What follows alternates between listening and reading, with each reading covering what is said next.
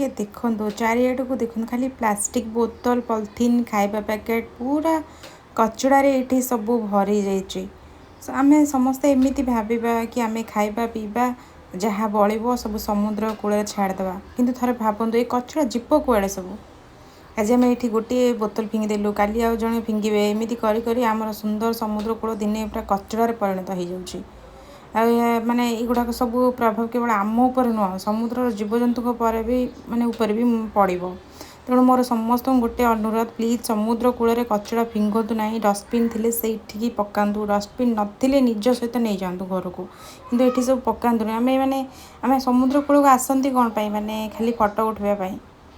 ଏସବୁ ଜିନିଷ କେତେ ଶାନ୍ତି ଲାଗେ ବସିବା ପାଇଁ, ଆଉ ଥଣ୍ଡା ପବନ, ସୁନ୍ଦର ଲହଡ଼ି, ଆଉ ଟିକେ ଭଲ ସମୟ କଟାଇବା ପାଇଁ ଆମେ ଆସନ୍ତି। କିନ୍ତୁ ଏଠାକୁ ଆସିକି ଏସବୁ ଜିନିଷ ଦେଖିଲା ବେଳକୁ ପୁରା ମନ ଦୁଃଖ ହେଇଯାଉଛି। ତ ସାଙ୍ଗମାନେ ମୋତେ ଯାହା ଲାଗିଲା ମୁଁ ତ କହିଦେଲି, ଆପଣମାନଙ୍କୁ କ'ଣ ଲାଗିଲା ଭିଡ଼ିଓ ଦେଖି ନିଶ୍ଚିନ୍ତ କମେଣ୍ଟ କରିବେ।